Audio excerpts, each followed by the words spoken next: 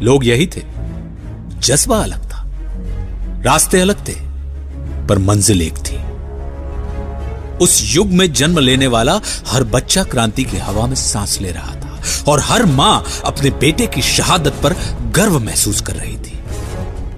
कोई नरम दल में था तो कोई गरम दल में, सब क्रांति में अपना योगदान दे रहे थे। ऐसे ही वक्त में मध्य प्रदेश की माटी ने जन्म दिया एक ऐसे सपूत को जो आगे चलकर आजाद कहलाया, चंद्रशेखर आजाद।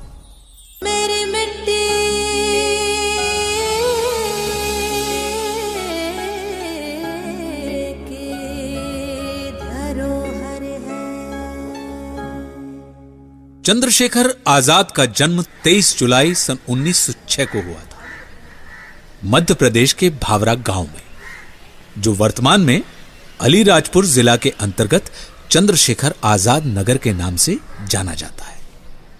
उनके पिता का नाम पंडित सीताराम तिवारी था, वह मां का नाम जगदानी देवी था। चंद्रशेखर आजाद का प्रारंभिक जीवन आदिवासी बाहुल्य इलाके में हुआ था। वो भील आदिवासी बालकों के साथ खेलते कूदते बड़े हुए थे। भील बालकों के साथ रहते रहते उन्होंने धनुष बाण चलाना सीख लिया था। ले चंद्रू, 2 बाण तेरे और 2 बाण घेरू के। अब ध्यान से सुनो, वो उस आम के पेड़ पर जो आम दिख रहा है, जिस पर मैंने लाल कपड़े की चिंदी बांध रखी है, जी बाप जी। अब तुम्हें करना यह है कि तुम दोनों के पास जो 2-2 बाण हैं, उनमें से एक बाण से तुम्हें उसे डगाल से नीचे गिराना है और उसके धरती पर गिरने से पहले ही दूसरे बाण से चीरना है। समझ गए। चल घेरू, पहले तू बाण चला, फिर चंद्रू की बारी। शाबाश, दोनों ही सफल हुए। चलो, अब कल मैं तुम्हें चलती फिरती घूमती हुई वस्तुओं पर निशाना लगाना। और इस तरह छुटपन में ही आजाद ने निशानेबाजी में महारत हासिल कर ली थी। चंद्रशेखर जब बड़े हुए तो 1919 में हुए जलियांवाला बाग नरसंहार ने उन्हें काफी व्यथित कर दिया। कुछ कर गुजरने की चाह में वे अपने माता पिता को छोड़कर बनारस जा पहुंचे, जहां उनके फूफा पंडित शिव विनायक मिश्र रहते थे। तो बरखुरदार, आपको क्रांतिकारी बनना है, देश के लिए कुछ करना है, लेकिन इतना समझ लो, क्रांतिकारी बनने के लिए सिर्फ जोश ही नहीं बल्कि होश और पढ़ाई भी जरूरी है। जी पापा जी। हाँ, भोले शंकर। चंद्रशेखर आजाद संस्कृत विद्यापीठ में भर्ती होकर संस्कृत का अध्ययन करने लगे। उन दिनों बनारस में असहयोग आंदोलन की लहर चल रही थी। विदेशी माल ना बेचा जाए, इसके लिए लोग दुकानों के सामने लेटकर धरना देते थे। आजाद भी इस आंदोलन में कूद पड़े। साल था 1921। मेरी मिट्टी की धरोहर है। सन 1921 में जब महात्मा गांधी ने असहयोग आंदोलन प्रारंभ किया तो चंद्रशेखर आजाद ने उसमें सक्रिय योगदान दिया। उनको महसूस हुआ कि देश के लिए कुछ कर गुजरने का वक्त आ चुका है। चंद्रशेखर आजाद एक दिन धरना देते हुए पकड़े गए। उन्हें पारसी मजिस्ट्रेट मिस्टर खरेघाट की अदालत में पेश किया गया। मिस्टर खरेघाट बहुत कड़ी सजाएं देने के लिए कुख्यात थे। उन्होंने बालक चंद्रशेखर से जानकारियां लेना शुरू की। मजिस्ट्रेट ने सबसे पहला सवाल किया, तुम्हारा नाम क्या है? आजाद। तुम्हारे पिता का नाम? स्वाधीन। घर कहां है तुम्हारा? जेल खाना। मजिस्ट्रेट मिस्टर खरेघाट चंद्रशेखर के इन उत्तरों से चिढ़ गए और उन्होंने 14 साल के छोटे से बच्चे चंद्रशेखर को 15 बैंतों की सजा सुना दी। उस समय चंद्रशेखर की उम्र केवल 14 वर्ष थी।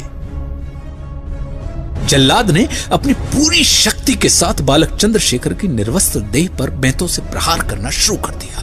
प्रत्येक बैंत के साथ कुछ खाल उधड़कर बाहर आ जाती, पर हर बैंत के साथ भारत माता की जय बोलते जाता। जब बैंत पूरे लगाए जा चुके तो जेल के नियम अनुसार जेलर ने उनकी हथेली पर 3 पैसे रख दिए। बालक चंद्रशेखर ने वे पैसे जेलर के मुंह पर दे मारे You bloody dog! Catch him! और भागकर जेल से बाहर हो गए। इस पहली अग्नि परीक्षा में उत्तीर्ण होने के फलस्वरूप बालक चंद्रशेखर का बनारस के ज्ञानवापी मोहल्ले में नागरिक अभिनंदन किया गया। अब वो चंद्रशेखर आजाद के नाम से जाना जाने लगा। वह बालक चंद्रशेखर आजाद हो गया। चंद्रशेखर आजाद का मन अब देश को आजाद करने के अहिंसात्मक उपायों से हटकर सशस्त्र क्रांति की ओर मुड़ गया। उस समय बनारस क्रांतिकारियों का गढ़ था। वो मनमंथनाथ गुप्त और प्रणवेश चटर्जी के इसके मद्देनजर शाहजहांपुर में हिंदुस्तान प्रजातंत्र संघ की बैठक हुई। बैठक के दौरान रामप्रसाद बिस्मिल ने अंग्रेजी सरकार का खजाना लूटने की योजना बनाई। आजाद, आप लाहिरी के जंजीर खींचने के तुरंत बाद बिना देर किए कोच में धावा बोलेंगे। अशफाक मियां आजाद को कवर करेंगे। जैसे ही खजाने पर कब्जा हो जाए, आजाद 2 हवाई फायर करेंगे। तब अशफाक मियां, आप आजाद की मदद के लिए कोच के अंदर जाएंगे और बाकी के साथी चेन बनाकर सारा खजाना गाड़ियों में भरेंगे। ठीक है, इशारा मिलते ही हम टूट पड़ेंगे। और एक बात, अगर हमारा कोई साथी पकड़ा जाता है तो बाकी साथी खजाना लेकर तुरंत निकल जाएंगे। फिर वो चाहे मैं हूं, बिस्मिल हूं या अशफाक मियां, कोई फर्क नहीं पड़ता। हमारा उद्देश्य उस वक्त खजाना होना चाहिए। उसी से हमारी आगे की सारी गतिविधियां निर्भर करती हैं। आजाद बिल्कुल ठीक कह रहे हैं। तो चलिए तैयारियां शुरू करें, दिन बहुत कम रह गए हैं। योजना अनुसार दल के प्रमुख सदस्य राजेंद्रनाथ लाहिड़ी ने 9 अगस्त 1925 को लखनऊ जिले के काकोरी रेलवे स्टेशन से छूटी 8 down Saharanpur Lucknow passenger train को चेन खींचकर रोक दिया और क्रांतिकारी पंडित रामप्रसाद बिस्मिल के नेतृत्व में अशफाक उल्लाह खां, पंडित चंद्रशेखर आजाद व 6 अन्य सहयोगियों की मदद से समूची ट्रेन पर धावा बोलते हुए सरकारी खजाना लूट लिया। अंग्रेजी हुकूमत ने हिंदुस्तान प्रजातंत्र संघ पार्टी के कुल 40 क्रांतिकारियों पर सरकार के विरुद्ध सशस्त्र युद्ध छेड़ने, सरकारी खजाने को लूटने व मुसाफिरों की हत्या करने का मुकदमा चलाया, जिनमें राजेंद्रनाथ लाहिड़ी, पंडित रामप्रसाद बिस्मिल, अशफाक उल्लाह खां तथा ठाकुर रोशन सिंह को मृत्युदंड या फांसी की सजा सुनाई गई। इस मुकदमे में 16 अन्य क्रांतिकारियों को कम से कम 4 वर्ष की सजा से लेकर अधिकतम काला पानी या आजीवन कारावास तक का दंड दिया गया था। लेकिन आजाद भाग निकले और नए लोगों के साथ मिलकर एक नए क्रांतिकारी दल की स्थापना करने में जुट गए। अब इन सपोलों के फन कुचलने का समय शुरू हो चुका है। मुझे अभी अभी खबर मिली है कि ब्रिटिश गवर्नमेंट का एक एएसपी सैंडर्स कोतवाली के लिए रोज एक ही रास्ते से जाता है। हाँ, मैंने भी सुना है। इसलिए मैंने और राजगुरु ने उसके आने जाने के वक्त पर नजर रखी है। बस कल का सफर उसका आखिरी सफर होगा। भगत ऐसी योजना बनाएंगे कि उन्हें पानी भी नसीब ना हो। उसके साथ ज्यादा सिपाही नहीं होते, बमुश्किल 1 या 2। बहुत अच्छे, दिमाग में एक योजना है। मैं और राजगुरु कोतवाली के सामने किसी भी बहाने से उसका इंतजार करेंगे। कोतवाली के मोड़ पर जय गोपाल अपनी साइकिल खराब होने का बहाना करके वहीं उसका इंतजार करेगा और जैसे ही वो मोड़ पर पहुंचेगा, जय गोपाल साइकिल लेकर चलने लग जाएगा। ये हमारे लिए एक संकेत होगा। जैसे ही वो कोतवाली के सामने पहुंचेगा, राजगुरु या मेरे जिसके भी निशाने पर वो होगा, वो अपनी बंदूक का सारा गर्म लोहा उसके शरीर को ठंडा करने के लिए उतार देगा। नहीं भगत, तुम दोनों नहीं, ये काम मैं अकेला करूंगा। तुम और तुम्हारी सोच इस देश के लिए महत्वपूर्ण है। मैं तुम्हें ऐसे खर्च नहीं कर सकता। भापा जी, अव्वल तो ये तुसी ऐसा क्यों सोचते हो कि असी उनकी गोली का निशाना बन जाएंगे? बड़े वीर जी, साडी इच्छा के बिना गोली और फांसी का फंदा साडा कुछ नहीं बिगाड़ सकता। मेरी पूरी गल ता लियो। आप न मुझे और राजगुरु को कवर दोगे, सानू कुछ हो गया या निशाना चूक भी गया तो सारा काम ता तुहानू ही करना है जी। तू और तेरी बातें, कौन जीत सकता है तुझसे? लेकिन सैंडर्स बचना नहीं चाहिए, नहीं तो लाला जी की आत्मा को शांति नहीं मिलेगी। लाला लाजपत राय की शहादत को श्रद्धांजलि दी। सैंडर्स की मौत से अंग्रेजी हुकूमत बौखला गई। पूरा जोर लगाने के बाद भी एक भी क्रांतिकारी पकड़ा ना जा सका। और इधर ये क्रांतिकारी भी चुप नहीं बैठे थे।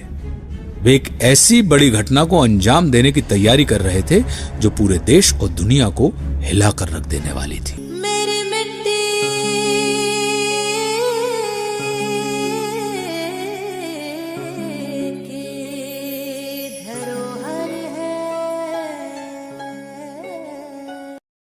बदलती परिस्थितियों को भांपते हुए भगत और आजाद ने अपने बाकी साथियों को एकत्र किया और आगरा के पास एक अधिवेशन बुलाया।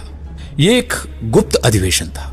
इस गुप्त अधिवेशन में आजाद और भगत सिंह के अलावा सुखदेव, राजगुरु, बटुकेश्वर नाथ दत्त, शिव वर्मा, यशपाल तथा अन्य क्रांतिकारियों ने भाग लिया। जैसा कि हमने तय किया था कि जल्द ही हमें एक और योजना को अंजाम देना है जिससे अंग्रेजी हुकूमत की नींव हिल जाए और वो इस मुल्क को छोड़कर हमेशा के लिए चले जाए। इसलिए हमारे साथी भगत ने एक योजना बनाई है जिसे भगत स्वयं ही बताएंगे।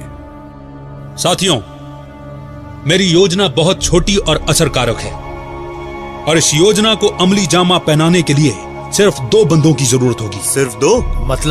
मतलब जो मैं कह रहा हूं वही है, यानी सिर्फ 2 बंदे। इन अंग्रेजों के कान बहरे हैं। हमने एसपी सैंडर्स को मारा, इनको सुनाई नहीं दिया। लेकिन इसमें तो बहुत सी जानें जाएंगी। भगत भाई, हम क्रांतिकारी हैं, आतंकवादी नहीं। बिल्कुल ठीक कहा, हम क्रांतिकारी हैं। आतंकवादी तो ये अंग्रेज हैं और जब तक इन्हें इनकी जुबान में नहीं समझाया जाएगा तब तक इनकी समझ में कुछ नहीं आएगा। इसीलिए ये धमाका जरूरी है। डर भरना होगा इनकी आंखों में, डर। लेकिन वर्मा जी, कोई बेगुनाह नहीं मारा जाएगा। हम असेंबली में बम फेंकेंगे जरूर, धमाका भी होगा, लेकिन कोई बेगुनाह नहीं मारा जाएगा क्योंकि हम बम खाली जगह पे फेंकेंगे। हमारा मकसद सिर्फ बहरी और बर्बर अंग्रेज सरकार को अपनी आवाज सुनाना है। उन्हें यह भी जताना है कि हम कमजोर नहीं हैं और ना ही आतंकवादी हैं। उन्हें यह मुल्क छोड़कर जाना होगा और बम फोड़ने के बाद वो 2 लोग अपने आप को पुलिस के हवाले कर देंगे, जिससे यह साबित होगा कि हम क्रांतिकारी हैं। और अदालत में जब उन लोगों के खिलाफ मुकदमा चलेगा तब हम अपनी बात पुरजोर तरीके से पूरी दुनिया और अंग्रेज हुकूमत तक पहुंचा देंगे। हम वहां पर अपने पर्चे फेंकेंगे। योजना और मकसद दोनों ही बहुत अच्छे हैं, लेकिन अब सवाल यह उठता है कि इसे अंजाम देने वाले 2 लोग कौन होंगे? दत्त बाबू और मैं। बहरों को सुनाने के लिए असेंबली में बम फोड़ना ही होगा। से ही अंग्रेजी हुकूमत इस घटना से जुड़े सभी क्रांतिकारियों के पीछे हाथ धोके पड़ जाएगी। तभी उन्होंने अपने साथियों से कहा, वाह, योजना तो वाकई काबिले तारीफ है, लेकिन इसे अंजाम भगत नहीं बल्कि मैं और दत्त बाबू देंगे। आजाद भाई ठीक कह रहे हैं, बल्कि आजाद भाई और मैं इसे अंजाम दे सकते हैं। ये आप क्या कह रहे हैं? ठीक ही तो कह रहा हूं। नहीं, बिल्कुल ठीक नहीं कर रहे हैं आप। देखो भगत, इस देश को तुम्हारी और तुम्हारी सोच की आवश्यकता है। मेरा क्या है? मेरे पास सिर्फ ताकत है, हौसला है, जुनून है, जो हमारे देश के हर क्रांतिकारी साथी में कूट कूट कर भरा है। लेकिन तुम्हारी सोच, तुम्हारे जैसे विचार सबके पास नहीं है। तुमने दुनिया में हुई क्रांतियों को समझा है। तुम बेहतरीन योजनाएं बना सकते हो भगत, इसलिए मेरी बात को मानो। ये काम मैं करूंगा, फिर तुम चाहे इसे मेरी विनती समझो या फिर आदेश। बिल्कुल अप्रासंगिक, अव्यवहारिक आदेश दे रहे हैं आप। नहीं भगत, मैं तुम्हें यूं ही खर्च नहीं कर सकता। आप भावनाओं में बहकर ये निर्णय ले रहे हैं। चलिए, मेरी एक बात का जवाब यदि आप दे देंगे तो आपका हर आदेश मानने को तैयार हूं कि जब अदालत में सवाल जवाब होंगे तब आप किन तर्कों के आधार पर जवाब देंगे। अभी अभी आपने ही कहा ना कि मुझे क्रांति की समझ है, मैंने पढ़ा है, क्रांति को लेकर मेरा एक दर्शन है। बताइए क्या तर्क देंगे और उन तर्कों को कैसे सही साबित करेंगे आप? बताइए भला। मुझे पता था मुझे पता था कि तुम यही कहोगे। इसका जवाब है मेरे पास, और वो जवाब है कि तुम मुझे सारे संभावित सवालों के जवाब लिखकर दोगे जिन्हें मैं वहां पढ़ूंगा। ये मजाक नहीं है। वहां पर किस तरह के सवाल पूछे जाएंगे मैं कैसे बता पाऊंगा और कितना लिखकर दे पाऊंगा? वहां मुझे उनके सवालों के हिसाब से तर्क देने होंगे जो आपके लिए कतई संभव नहीं है। मैं उन्हें उन्हीं की जुबान में जवाब दूंगा जो आपके लिए संभव नहीं होगा। और सबसे बड़ी और अहम बात, मेरा वहां पर बम फेंकना और पर्चे उड़ाना और फिर अंत में अपनी गिरफ्तारी देना ये योजना का महत्वपूर्ण हिस्सा है और इसके बिना ये योजना वैसे ही है जैसे बिना गोली की बंदूक। मेरी बात को व्यवहारिकता के धरातल पर सोचिए, भावनाओं में बहकर नहीं। महत्वपूर्ण मैं और मेरे विचार नहीं बल्कि आजादी है, और इस तरह से सोचकर आप लक्ष्य से भटक रहे हैं। निर्धारित कार्यक्रम के अनुसार 8 अप्रैल 1929 को केंद्रीय असेंबली में भगत और दत्त ने एक ऐसे स्थान पर बम फेंका जहां पर कोई मौजूद नहीं था। पूरा हॉल धुएं से भर गया। भगत सिंह चाहते तो भाग भी सकते थे, पर उन्होंने पहले ही सोच रखा था कि उन्हें दंड स्वीकार है, चाहे वो फांसी ही क्यों ना हो। उस समय वे दोनों खाकी कमीज और निकर पहने हुए थे। बम फटने के बाद उन्होंने इंकलाब जिंदाबाद, साम्राज्य मुर्दाबाद का नारा लगाया और अपने साथ लाए हुए पर्चे हवा में उछाल दिए, और इसके तुरंत बाद भगत और दत्त को गिरफ्तार कर लिया गया। असेंबली में बम बिल्कुल वैसे ही फेंका गया था जैसे कि क्रांतिकारियों ने योजना बनाई थी, और इसके तुरंत बाद भगत सिंह और दत्त ने अपनी गिरफ्तारी दे दी। इस घटना ने पूरी व्यवस्था को हिलाकर रख दिया था। अंग्रेजी हुकूमत डर गई थी और उन्होंने भगत सिंह और दत्त के बाकी साथियों को पकड़ने के लिए चारों तरफ पूरी पुलिस को छोड़ दिया था। केस कोर्ट में पहुंचा और भगत सिंह और बटुकेश्वर दत्त का ट्रायल रोज अखबारों में छपने लगा। बहरों को सुनाने के लिए असेंबली में धमाका करना ही होगा। योजना सफल हुई थी। भगत सिंह और बटुकेश्वर दत्त की ट्रायल रोज अखबारों में छपने लगी थी। वे उत्तर प्रदेश के हरदोई में गणेश शंकर विद्यार्थी से मिले। तुम्हारी चिंता वाजिब है आजाद। हमें किसी न किसी तरह तीनों को आजाद कराना होगा। मैंने उन्हें जेल से भागने की योजना बताई थी, लेकिन भगत ने उसे सिरे से नकार दिया। फिर तो एक ही रास्ता है, अगर तुम मानो तो। भगत के लिए मैं कोई भी रास्ता इख्तियार करने को तैयार हूं विद्यार्थी जी। आप बताइए तो। तुम्हें पंडित जी से मिलना होगा। वो ही हस्तक्षेप कर उनकी सजा को फांसी की बजाय उम्र कैद में तब्दील करा सकते हैं। पंडित जवाहरलाल नेहरू। विद्यार्थी जी, उसूल तो इस बात की इजाजत नहीं देते, लेकिन अब तो करो या मरो। वैसे भी इस देश को भगत सिंह की जरूरत है। इससे कुछ ही दिन पूर्व 6 फरवरी 1927 को पंडित मोतीलाल नेहरू के देहांत के बाद आजाद भेष बदलकर उनकी शव यात्रा में शामिल हुए थे। इस घटना की याद दिलाकर विद्यार्थी जी ने आजाद को नेहरू जी से मिलने को कहा और अपनी पिस्तौल को अपनी कनपट्टी पर रखकर जोर से भारत मां की जय का सिंहनाद किया और ललकार कर कहा कि मैं आजाद था, आजाद हूं और आजाद रहूंगा। आजाद की दहशत का आलम यह था कि सुपरिंटेंडेंट नॉट पावर उनकी मृत्यु के आधा घंटे बाद भी आजाद की मृतदेह के पास फटकने का साहस नहीं कर पा रहा था। यह दुखद घटना 27 फरवरी 1931 के दिन घटित हुई और हमेशा के लिए इतिहास में दर्ज हो गई। पुलिस ने बिना किसी को इसकी सूचना दिए चंद्रशेखर आजाद का अंतिम संस्कार कर दिया।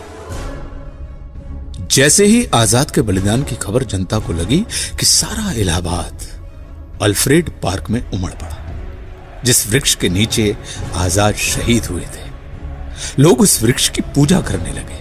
वृक्ष के तने के इर्द गिर्द झंडियां बांधी गईं। लोग इस स्थान की माटी को कपड़ों में, शीशियों में भरकर अपने साथ अपने घर ले जाने लगे। इलाहाबाद के रसूलाबाद शमशान घाट पर कमला नेहरू को साथ लेकर पहुंचा।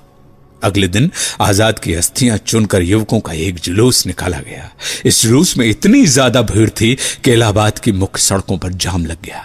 ऐसा लग रहा था जैसे इलाहाबाद की जनता के रूप में सारा हिंदुस्तान अपने सपूत को अंतिम विदाई देने के लिए उमड़ पड़ा हो। जुलूस के बाद सभा हुई।